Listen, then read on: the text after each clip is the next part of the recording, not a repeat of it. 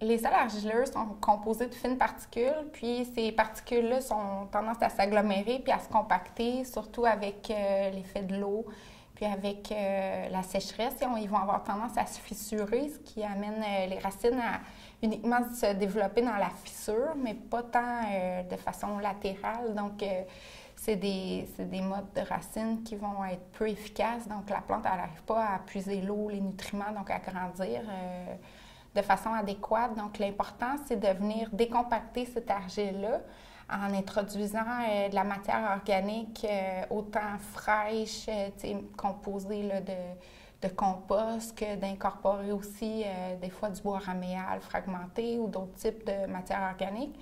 Mais ces fibres-là vont aider à décompacter notre sol.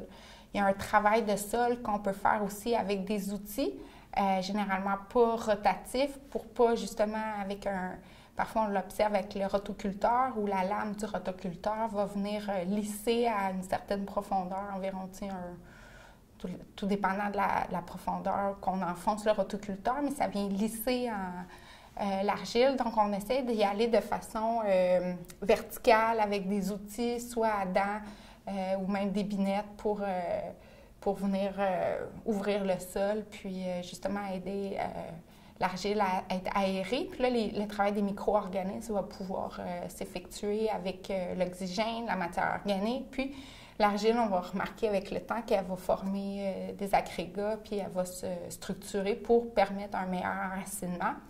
Une chose aussi qu'on va privilégier, c'est le butage, en fait, de surélever notre planche de culture, là, notre rang, en l'élevant, en creusant, par exemple, un chemin là, pour pouvoir circuler.